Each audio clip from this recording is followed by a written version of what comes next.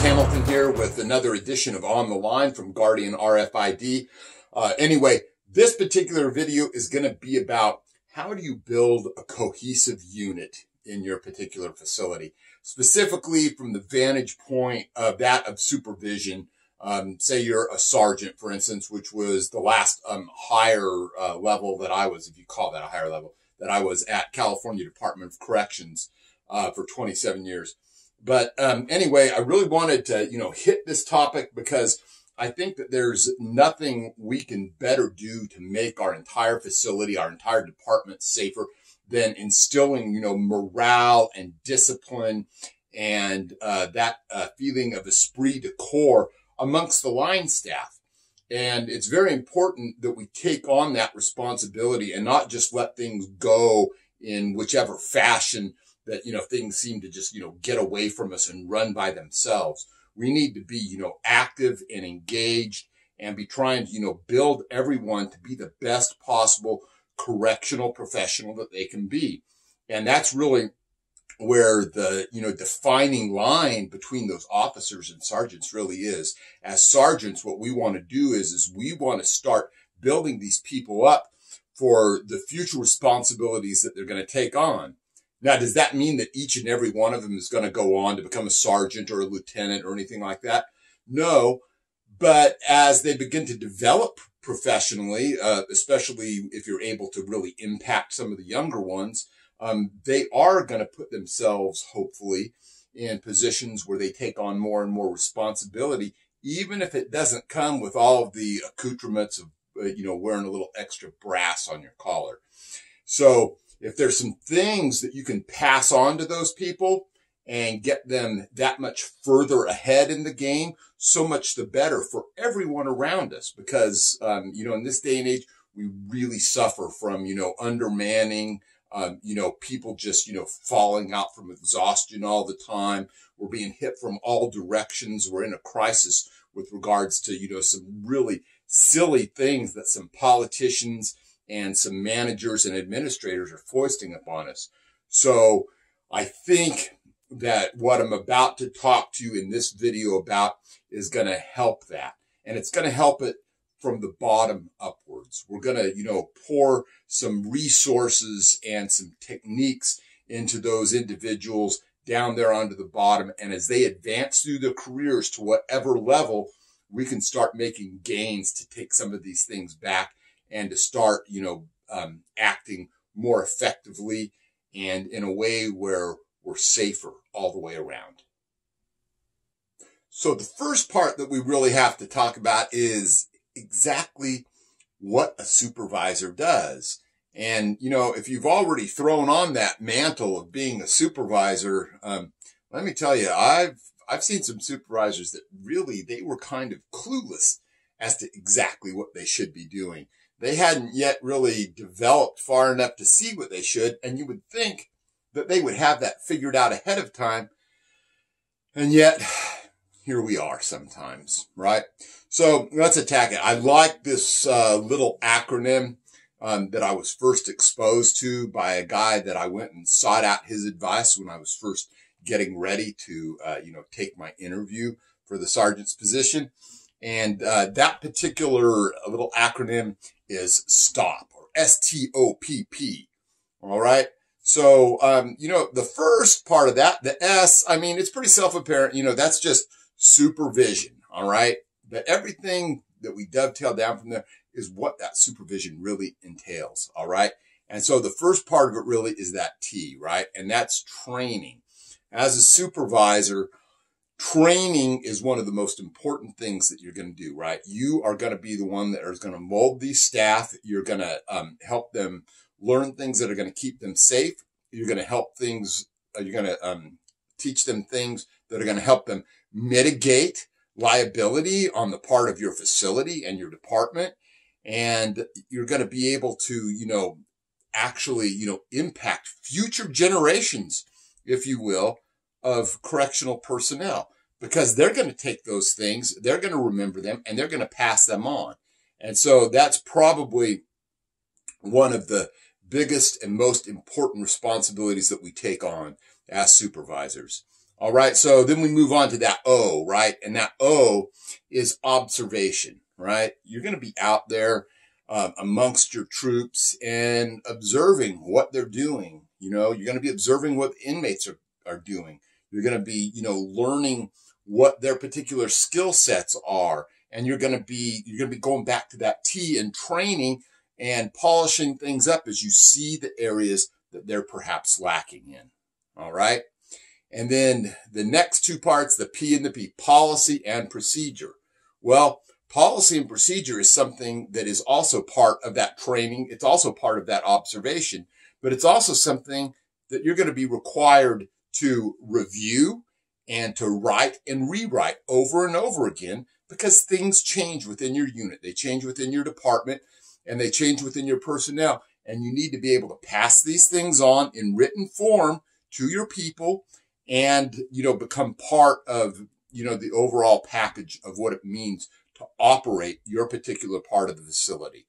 You know, when you look at the potential for what you need to address with regards to, you know, potential escapes, to contraband, to gangs, and everything else that you come into contact with on a daily basis, it's an enormous responsibility. So we want to learn to write effectively in those things, to be able to, you know, pass that information on, to think critically so that we have good policies and procedures, not just adequate or not just because I was told by the lieutenant to write it. We need to really think those things through. And so that thing, that STOPP, is the very basis for being a correctional supervisor. All right. All right. So all of that stuff that I just told you about, it can be a little bit dry and, you know, a little bit boring and stuff.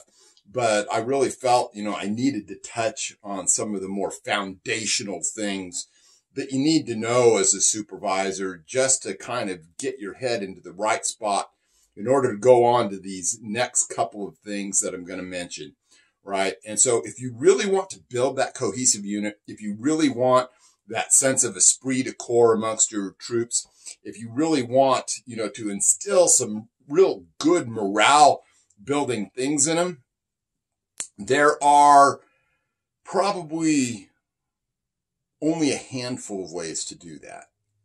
But not all of them are as effective or as good or cater to, you know, real true security and safety. I mean, you can go in there and you can just be friendly with everyone and just kind of go where the wind takes you.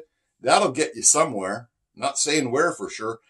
You can go in there and you can try and ride them as hard as possible, and you can detail every defect, and you can be a stern, strict disciplinarian, and that'll get you somewhere too. All right. Probably not exactly where you want to go with it, because on a day-to-day basis, they're not going to really care for you. All right. And that may or may not be a bad thing depending on who it is you're supervising, but it's not the best possible world that you can build out there. All right. The one real true way to do all of those things is to be a leader. All right. To be that person who is out there at the front of things and is showing them the way to be. All right. What you want to do is you want to take all of your best assets and you want to clone them into all of these people around you. You want to instill all of your best attributes into them, and you want them to repeat that. You know, you want this to be a chain reaction with you, not necessarily at the center, because you've had people that have affected you through your career and through your start, right? But they become part of the same chain reaction. All right. That is, if you're looking at this from the proper perspective. So you want to clone yourself, right? So anyway, one of the questions that I get when I sometimes bring this up is, you know, from supervisors who, you know, really they've not had that much line experience and, you know, they still want to do a good job, but they're in there with officers who maybe have years more experience. And they really haven't finished themselves out, even as a correctional officer yet. This, what I'm about to talk to you about, is going to cure that too. Because one of the things that you really have to think about when you really want to, take this to its, logical progression, to its next step, to the next level, to be able to really impact your department from the station that you're at, is that you can find the individuals that you supervise that are very good at maybe some very specific skill sets. And you can take those individuals and have them cross-train across the things that they're good at in order to build that unit, that cohesiveness, right? Because that's what I've been talking about all along. You go in there and you want to identify the skill sets. You got Officer Smith over here, and that boy, he really seems to know gangs, doesn't he? Right? And then you've got, this other, got Officer Jones over here. And boy, you know what? She finds shanks more than anyone else out there does. And she really knows how to search. She really knows how to be able to read the body language on these guys. And then, this other guy over here, Officer Davis, that guy, I'll tell you what, I've never seen anyone put handcuffs on someone faster or slicker than that guy, right? So what we have here is we have a bunch of different skill sets, right? We got guys that are, subject matter experts, maybe in a lot of things, but maybe only in one or two as well. So what we want to do is identify those people, and then you start bringing them together. You start trying to share with them a common vision for the way you want to run your particular unit, right? And you start cross-training. You start one of them, he's in charge of the gangs or the intel or whatever, and you have him give his little spiel whenever you can get together with one or two others. I know it's hard in this day and age to do this kind of thing. And he helps train them up. You know what? You might not have that particular skill set. You might not really know that much about gangs, but you've plugged that hole in your knowledge by tapping this individual's potential and moving him into that slot, right? And now what else have you done? You've strengthened everyone around you because now they know more about gangs, and now they know more about searching, and now they know more about whatever it is that you're facing, right? You got someone that's an expert on just, seeing security, right? And the way things are developing on the yard. Maybe it's a matter of, you got someone who's, an expert on report writing. Can we use that individual to help shore up the things where we're coming up short ourselves? You bet we can. And that's what the genesis of being able to produce that morale, that esprit de corps, that cohesive unit. All right. That's wherein it lies, is being able to build those other people up.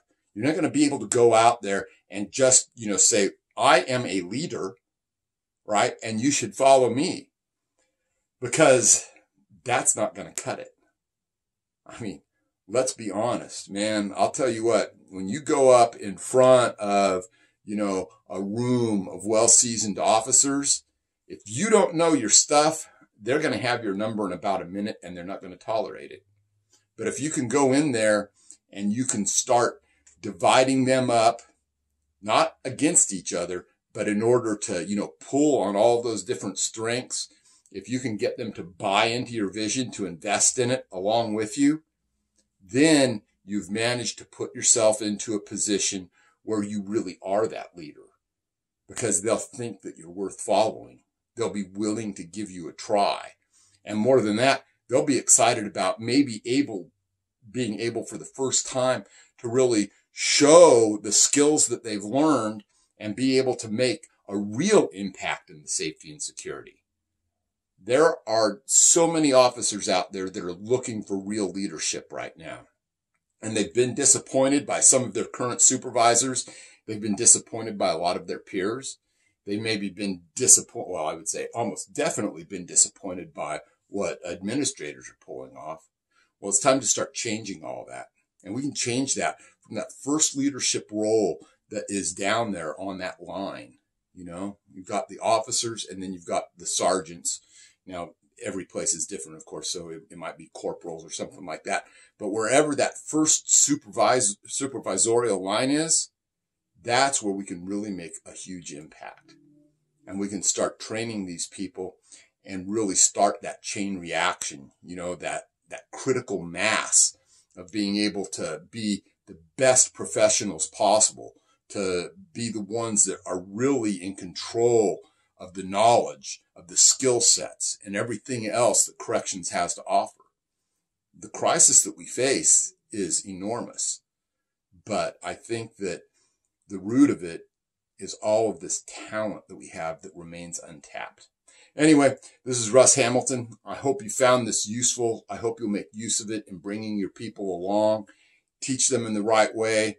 Everyone, stay safe out there. Don't let complacency bite you in the ass.